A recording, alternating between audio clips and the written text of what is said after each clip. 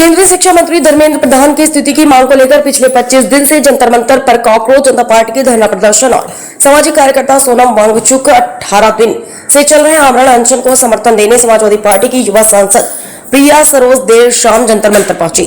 उन्होंने सोनम वांगचुक और भूख हड़ताल पर कर रहे छात्रों से मुलाकात की। साथ ही फिल्म अभिनेत्री स्वरा भास्कर भी जंतर मंतर आए और उन्होंने आंदोलन को अपना समर्थन दिया। आंदोलन को देश भर के अलग अलग संगठन भी अपना समर्थन दे रहे हैं। वहीं उत्तर प्रदेश के एक सामाजिक संगठन संवेदना फाउंडेशन के अध्यक्ष इंजीनियर धर्मवीर सिंह रागी मैनपुरी से दिल्ली आए हुए हैं। धर्मवीर सिंह पिछले एक हफ्ते से दिल्ली में है ताकि इस आंदोलन का हिस्सा बन सके। समाचार 24 में धर्मवीर राही से बात की और जाना कि एक सामाजिक संगठन इस आंदोलन को समर्थन देने के पीछे क्या कारण है। दिल्ली से अमित, समाचार 24। इंजीनियर धर्मवीर सिंह राही जी हमारे साथ हैं। ये बताइए, पहले आप तो अपने फाउंडेशन के बारे में बताइए, फाउंडेशन क्या है आप? संवेदना फाउंडेशन गरीब अनाथ बेसहारा लोगों को झुग्गी झोपड़ी में अनाथ बेसहारा बच्चों के लिए काम करती है और सामाजिक कार्यों में जहाँ की जनहित के मुद्दे जितने भी प्रदेश भर में आते हैं उनके लिए संवेदना फाउंडेशन करती है। जिनमें से कई मामले जनता से जुड़े रहते हैं, उनके लिए भी काम करती है। और आज यहाँ जंतर मंतर पर आने के बाद ये केवल ये था कि ये करोड़ों करोड़ जो नौजवान हैं, जो राष्ट्र का भविष्य है, वो आज पेपर लीक मामले से इतने आहत हैं। इनका परिवार तो खत्म होता ही है, आर्थिक संकट से दौड़ती, क्योंकि तैयारी करने में बहुत पैसा खर्च होता है, लोगों के पास साधन नहीं बचे हैं। और जब परीक्षा होती है उस समय पेपर लीक हो जाता है, तो जो कारपोरेट जगत के लोग हैं, बड़े बड़े लोग हैं, वो गरीबों का हक छीन रहे हैं। किसानों का हक पहले छीना जा चुका है, मजदूरों का छीना जा चुका है, अब आज देश में नौजवानों का हक छीना जा रहा है। विद्यालय बंद किए जा रहे हैं, एक एक दिन में 25 विद्यालय बंद किए जा रहे हैं, जिनकी संख्या 94,000 सरकारी स्कूलों को बंद कर दिया गया है। तो ये मानना जा रहा है कि सरकार निश्चित रूप से एक तरह से जन विरोधी नीतियों के कारण पूरे देश का आवाम परेशान है।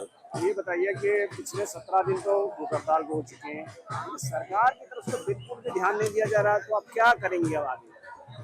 सरकार यदि संवेदन शून्य सरकार है। इस पर जब 800 किसानों के मरने पर भी किसान आंदोलन में मरे किसानों पर सरकार ने अपनी संवेदना नहीं दिखाई। तमाम ऐसे एक जीडी अग्रवाल जो बहुत बड़े सामाजिक पर्यावरणविद थे, जिन्होंने 111 दिन तक आंदोलन केवल गंगा सफाई के लिए किया, वो अंत में मर ही गए, लेकिन वो उनका अनशन नहीं तोड़वाया गया। तो यही मुझे सोनम वांगचुक जी, जो कि विश्वविख्यात सामाजिक कार्यकर्ता के साथ साथ वैज्ञानिक पर्यावरणविद हैं, इनकी 17 दिन की लड़ाई को सरकार ने कान पर जू नहीं रेंग रही है, उससे पता चलता है कि निश्चित रूप से सरकार संवेदनशील हो चुकी है। आज हमें नहीं, पूरे प्रदेश नहीं, पूरे देश के उन नौजवानों के हक और हकूक के लिए उनके माँ बाप को आगे आना पड़ेगा, जिनके बच्चे तैयारी कर रहे हैं, उनके बच्चे बर्बाद हो रहे हैं। उन माँ बाप से बात करिए जिनके बेटों ने, जिनकी बेटियों ने इससे आहत होकर के आत्महत्या कर ली है। दर्द बहुत होता है लोगों को और उनके परिवार भी बर्बाद होते चले जा रहे हैं। तो इसलिए मेरा सरकार से नहीं बल्कि पूरे देश की जनता से मांग है कि जिस दिन ये बैलेट से चुनाव देश में होने लगेगा, सरकार उसी दिन अपने आप कमजोर हो जाएगी। आज जरूरत ईवीएम के दम पर सरकार बना करके निरंकुश हो गई है। अखिलेश यादव ने अपील की है और उद्धव ठाकरे तो राहुल गांधी से अपील की है कि वो आए और सोनम वांगचुक का ये धरना तुलवा। तो आपको लगता है कि विपक्ष को आना चाहिए?